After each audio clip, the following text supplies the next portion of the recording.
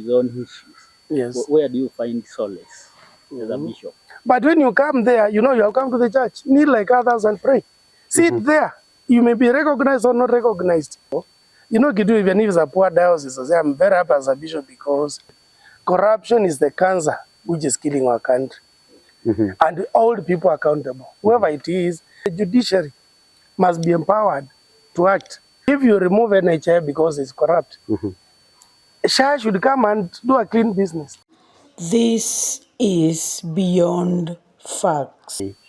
Co-host, he can introduce himself as the interview goes. Good evening, viewers. My name is Philip Mwongela. I'm picking up from my colleague Marilyn, and we still have this discussion with our Bishop Joseph Mwongela of the Catholic Diocese. So, Bishop. Yes, thank you very much. Welcome, Mwazia. Yes. So, Bishop, just to pick up from where our friends have left, as a bishop, at your position, a lot of people are looking up to you. The Catholic faithful, the priests are looking up to you. A lot of people bring their issues to you for you to address them.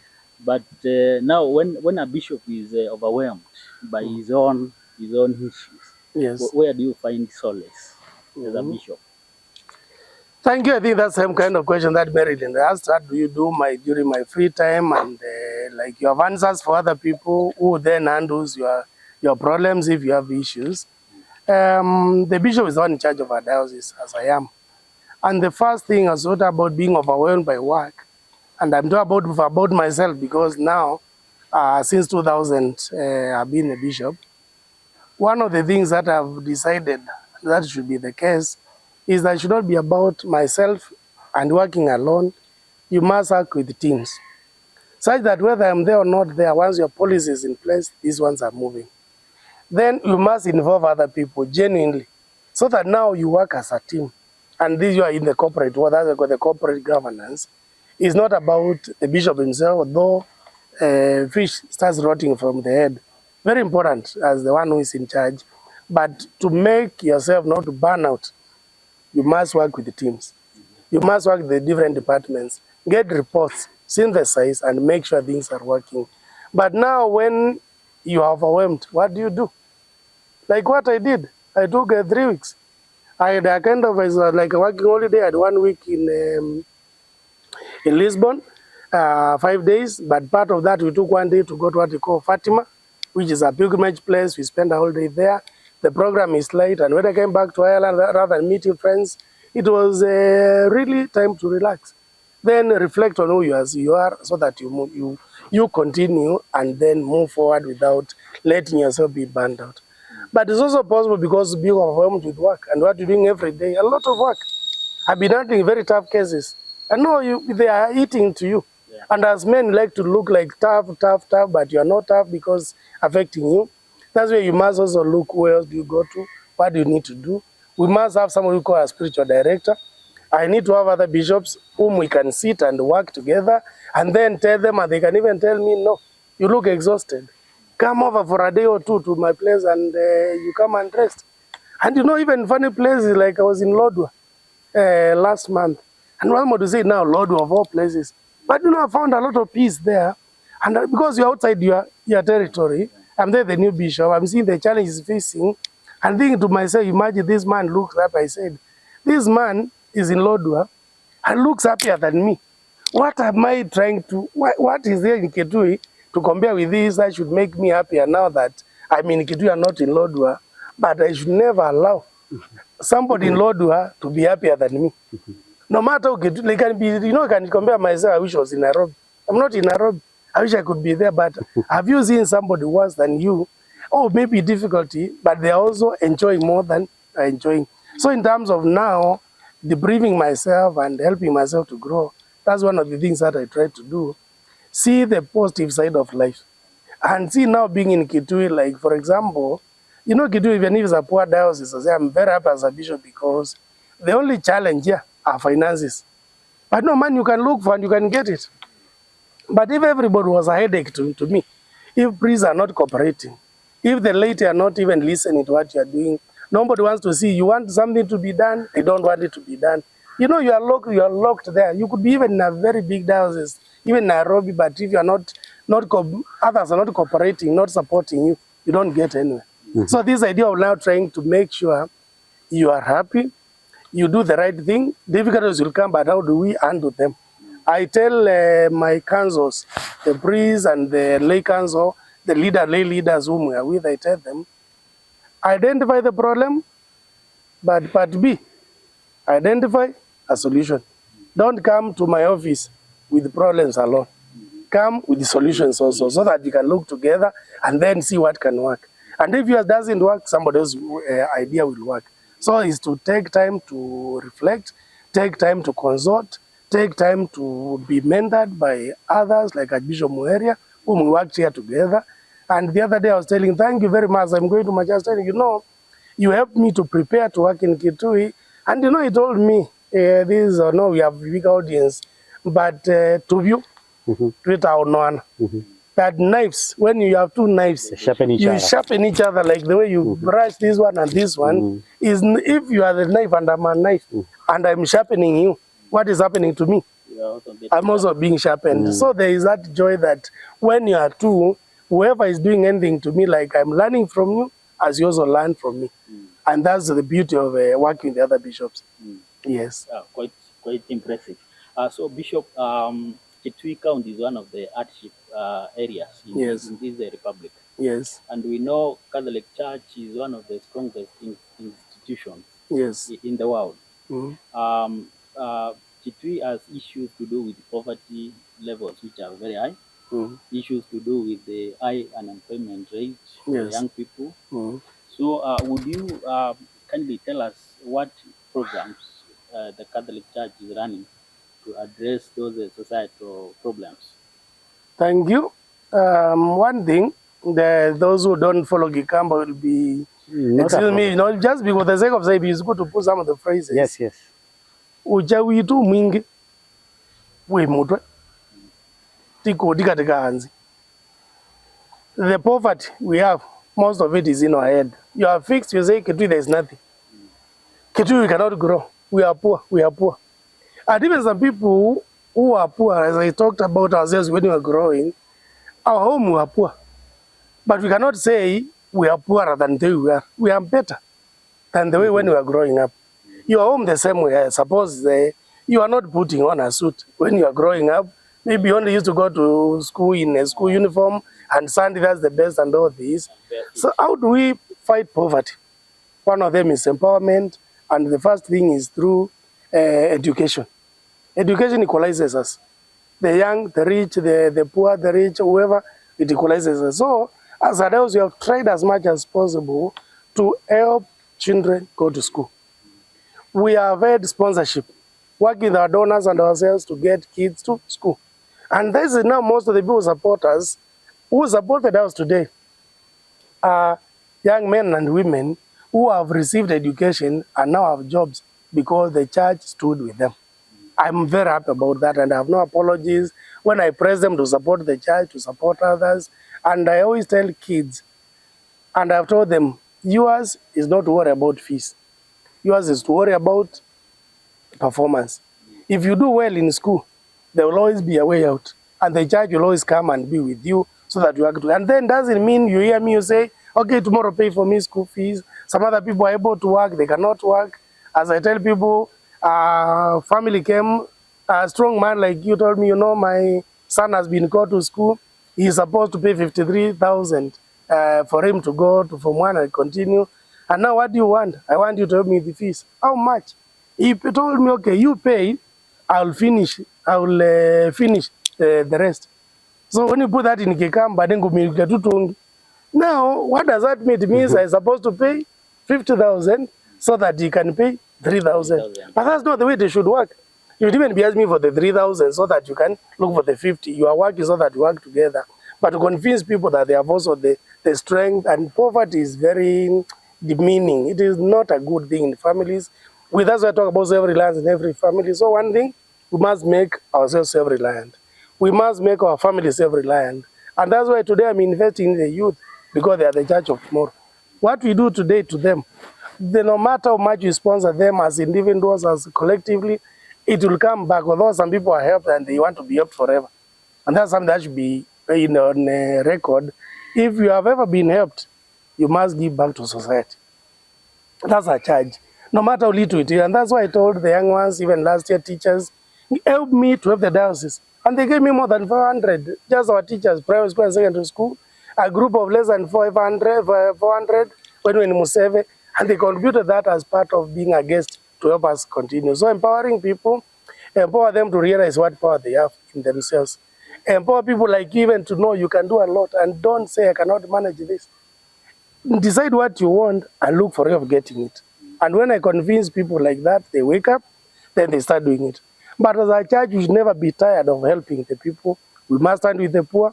We are church for the poor. We are called like Jesus. And we must make those who are blind to see. So we work towards that, and we've been empowering people. I thank God with some of my partners. We have a bore in nearly all the parishes now. We have a bore, sunk, working. Now they are doing something. Even myself, if you look down there, we have a bore. And because you need to see what can I do to make my life better for the people. We must inculcate the moral values. That's one thing I'm trying to, because integrity is also what will save us. If this is our country, Kenya today, we stand on integrity. And you just do what you're supposed to do and use the way it is supposed to do, Kenya will move to the next level. But once we just stay with corruption, once we don't respect each other, once you cannot get a job because you're poor, you don't have a godfather somewhere who is going to help you and get all these, then we are going the wrong direction. Then we start complaining about few politicians when we have more voters. If all the Catholics alone, if all the Catholics of Kitui decide to be people of integrity today, if we all decide to be people of integrity, other people will fall. If all the Christians of Kenya decide to be people of integrity, we'll have no issue. So things will work because it's possible. And once people realize where they give money to be used well, they will also always give us. So I think that you another what we're going to do, because a poor country, I say poverty is in our head. We can do something. We need to change the situation and what we need to do. I want to work closely with the county government, those who can listen and that we say, what policy can we put in place so that we can make Kitui great? And I am happy. I said it has been very easy. The things I want to do as a bishop of Kitui, God has helped me. We have tried to do that. Being closer to the people. But if you practice integrity and if you see the suffering of other people, there is enough food for everybody. If we are genuine with each other, if you stop being lazy, you can work for your food. And if you stop now holding just for yourself and you give for the other, there is enough. And this is what I'm trying to convince people. Bishop, talking about integrity. Yes. One of the key challenges in this country is something called corruption. Yes. Corruption has permitted every sector of our society today. In your view, how can we as a country and as a people eradicate corruption? Accuse the press. You remember? I accuse the press. And he's a member of the press and he's accusing the press what they should do. So me, I think we accuse ourselves. We look at corruption is everywhere. But who is corrupt? Who is feeding it? Who is feeding it? Because any demon that you have, unless you stop feeding it, it will still continue growing because it's being fed. Corruption is the cancer which is killing our country. And it's so deeply ingrained into our DNA that we don't believe anything can happen without corruption. When I was in Mwongela working there, it's a good school. Now people would be asking me, can you offer me, Father, to get my child into the school? One of the things was always, I never, and I put many keys there genuinely, I never would take a coin to have somebody get a chance in Mwongela. I was in here in the cathedral, St. Charles Luanga, still under me. I would never take a coin to get a kid get to St. Charles. Did people offer you any bribes? No, they would offer me. I know they would. If I asked, they would give me, because they are desperate to get their child there. Yeah. But you see, I cannot get a child who is not deserving. If you have to go there, it's because you've been taken to this school and there's a chance. And what is how many marks are needed? If we need, like it was, 400?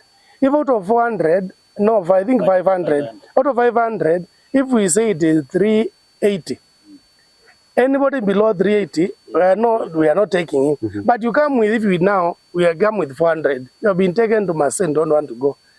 Bishop, because they believe you cannot go without a godfather. Can you, I tell him, even take your papers?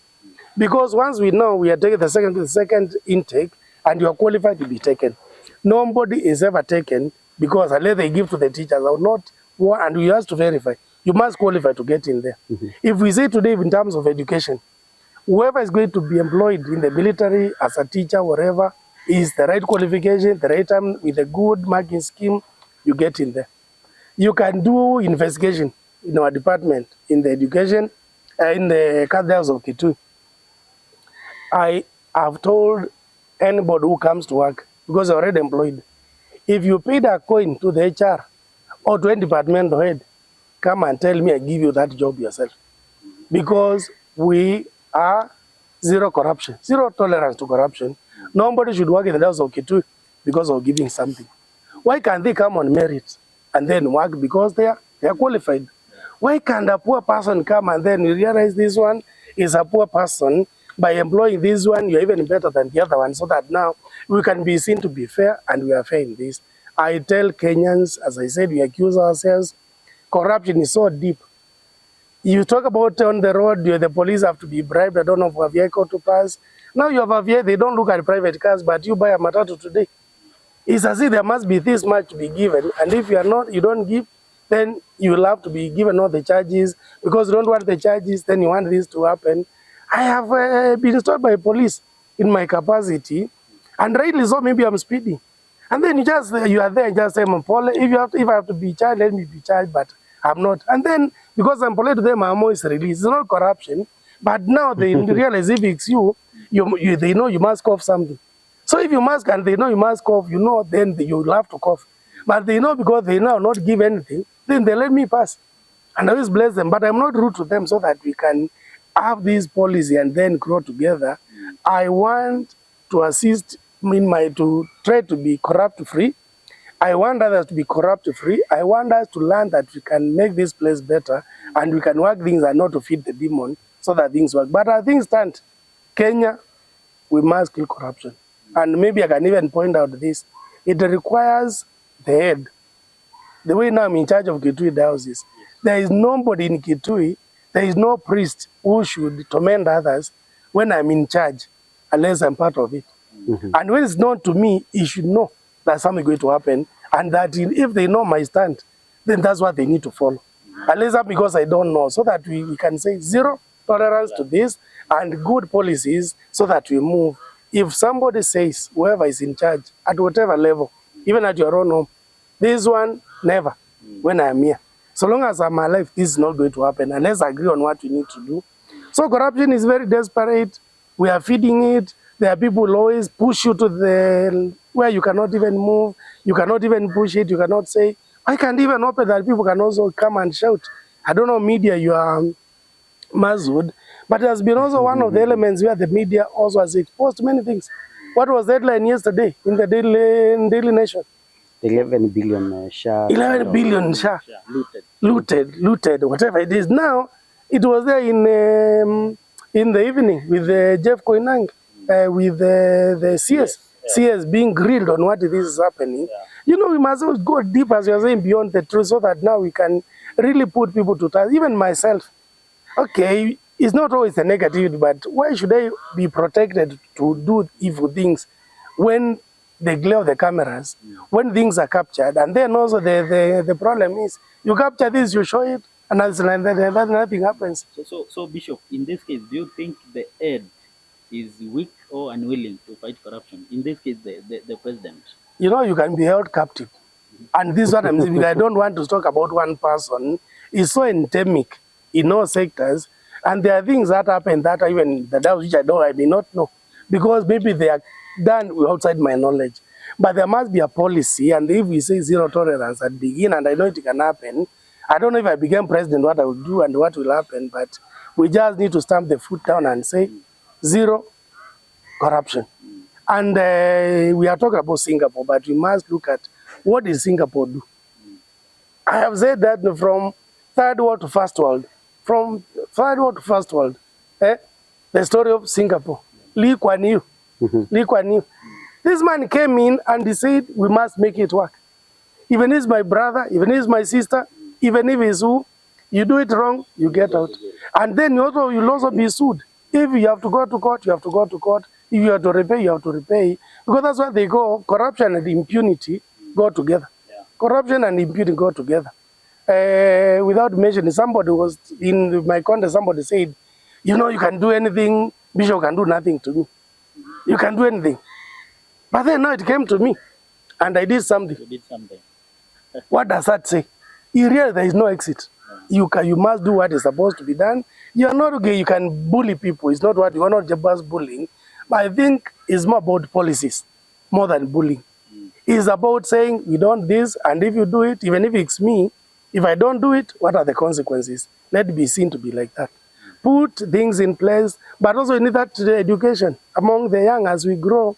Why can't our young grow knowing that corruption is bad? Why can't I grow knowing that if you leave, this is your watch and divorce here, even the one who works on the ground, man, if you find this watch, will bring to me, say, Bishop, nimeokota hii watch pale. Then you also look, but if you lose it, and then Kitavi picks it, he hides it. He picks your phone, puts it into silent mode because that you're asking, who has it? And it looks like a saint. While he has it. You see, now that's, and if he is caught, what should happen? If you are banished, so that you know. I was out there, and one of the things that happened is when you are driving, you know, there are cameras, all these are cameras on. And the one who is driving is going slowly. And I said, if this was in Kenya, laws are meant to be broken. But there they are meant to be kept, and they are kept. And if you are driving and you overspeed, what happens? You lose points. And I know someone who has lost a year of your license, and you have to go back to zero to driving school to get your license back. Does it happen in Kenya? No. You cannot drink and drive. No drinking and driving. And I have gone with friends, and we are there, and as you have a designated driver, you must go like together. If we are taking anything now rather than taking choice, you will not take it because you are our driver. And if you drink, then we better call a taxi and come for your vehicles tomorrow.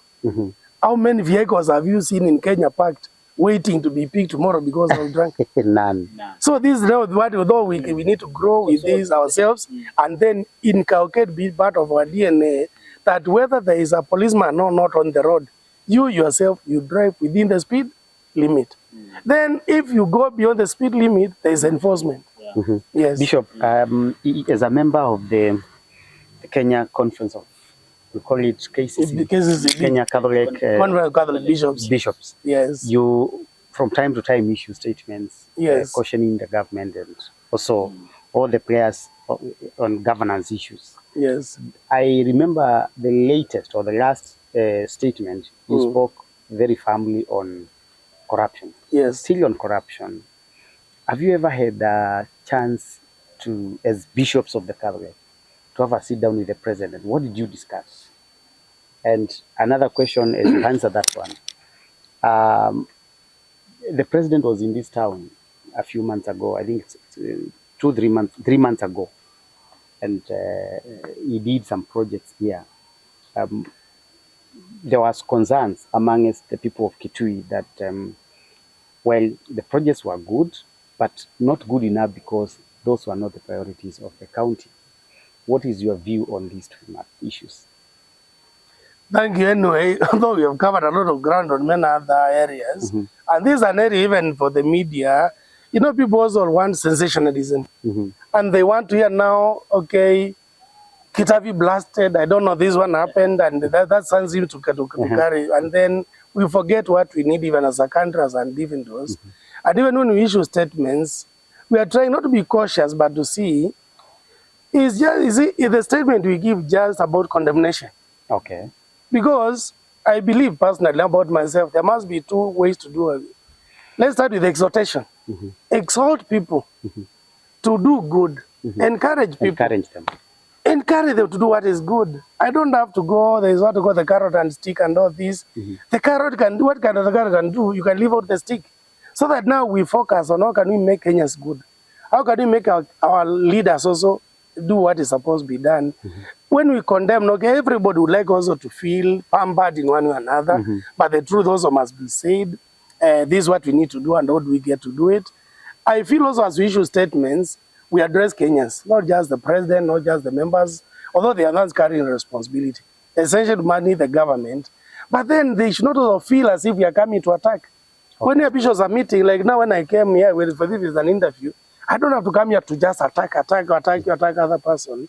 How can we move together and see what we are building and build together, Sure. so that things are moving? Corruption, you have seen, we have identified that, we have condemned it in the strongest terms possible. Have people listened? We say yes. Because people have come and said, you people, bishops, you are the only ones who can speak these things for us, and continue doing it.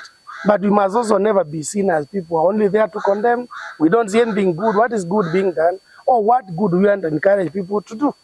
Let's do this. Let's pinpoint this. So we also try to work with the people in government at other levels. There's also what we call diplomacy, shadow diplomacy. We have done a lot, going to meet political leaders in the opposition, the other sides, so that we come up with a common plan on how we can make Kenya great. But then you meet this one, maybe if I come to you, then I come to him tomorrow. And they also know, if we have gone to the opposition, you come to me tomorrow, you know where you are. Then some people also, the public is also watching, and what are you doing about it? So we speak for the people, And with for the country. for the country, so that now we are working together. And if we keep quiet, people will say, where is the church? But the church also be only talking when things are bad. Why can't we be almost irrelevant because things are going well? We're only left there to preach to the people to be good so that we move forward. So maybe some of things are addressed. We cannot just blame one person. We must look at the system. But for me, individual, I believe right policies, the right people, and let them know. Because if we stopped, if it's true, because I don't like to comment on media only issues, if you remove NHF because it's corrupt, Shah should come and do a clean business. Or a better job. A better job, whatever, so that now we know. But if now we know, we remove this, like if now we get rid of the present government, those whom we put, are they do a better job because they are good, or they just be like the others? How many times have we been cheated? Why have things not worked? We also demand so much from politicians, they are to cheaters, which is funny that every time they come, you must give out money. I was in Lodwar, and at the airport when we landed, people were gathering there because they know always if the governor is out of the county, he comes back, you must give them maybe 5 shillings or whatever it could be. Maybe you address them and give them some. It's okay, but it is demeaning. We should have systems in place. I found a better Lodwar than the way it was when I went there in 1996. You find a bit of development, good roads and everything. So if things were put in place and systems were in place, and anybody who does something wrong, the judiciary must be empowered to act. But the executive must also put things in place. The legislature must also do their job well. So these three, it's not about one person, but if it was so hard for the president even to mess because of the laws, he knows what can happen, and then he has to be governed by that. Then you know you're moving. If the MPs know, they must do that. And if you are caught, because they know we are the lawmakers, but they must also know where are the limits. Then we move. Judiciary, then you do what is right. Ourselves, the common mwananchi, doing what is supposed to be done, and they do it. So you see, that's a kind of utopian mentality, but it's doable. Yes. And I believe as we talk, and those who are listening to us, those who will also be listening to us, it is about it's about you, and working together to make things work. And hold people accountable, whoever it is. And then also, like if it can be assessed in our DNA to do what is right. If we do everybody what is right, I know with this failure will also fail. And if you fail, then the law also follows you. But then, you know, it's also the lenience. You know, if you have done a mistake and you correct, you know, you'll also move. You know, if you lose your license, you regain it. If you have to be taken to court, it's not fabricated cases. If you are wrong, you cannot come to me and tell me, pray for me, you know, intervene for me because of this. Why should I intervene for you if you are wrong? And if you do the right thing, let the right thing happen so that we move and work together. So, Bishop, we have seen sometimes when the church comes out to call out the political class, Yes. and those in government, Mm. the political class sometimes they come out to condemn the church and say the clerics should remain in charge. They should Yes. not politic. What is your comment about that? Well, although I didn't want to move into all these and into this area, because I said me, I like to be a pastoral bishop, work with the people. They have their own, they are entitled to their opinions. Maybe, okay, they say we are not to politics, and this connected also to what is happening nowadays. You are saying, let's try to keep politicians out of our churches, but not politicians, politics, Politics. because politicians are human, human. and they are our followers, they are faithful. I need Christians and Muslims to come into the political scene. And then when they come, like when we have a function Saturday at Museve, if you are coming, I cannot start vetting. If I see you as an MC, I tell you don't come in because you're a politician. You are an MP, don't come because you're... No. But when you come there, you know you have come to the church. Kneel like others and pray. Sit there. You may be recognized or not recognized. Because why should I feel as if now, when you come there, you must politic? In funerals, in whatever events that they are there, let's also come and pray like others. When I go, even I'm going to parliament, why can't I go and sit in parliament? They debate, I finish, I go back because I'm not going there to celebrate mass for them. So this idea of a politician saying keep to your lane and they're not doing which is supposed to be done, we have 3 roles as priests. There's what we call prophetic role. They call the administrative is a kingly role because we administer.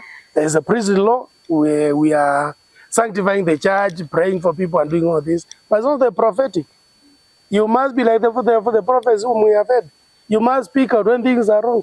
And when you read the Bible, the Old Testament, it is a prophet like Amos and all these others who are pointing out and telling you, no, this is not right.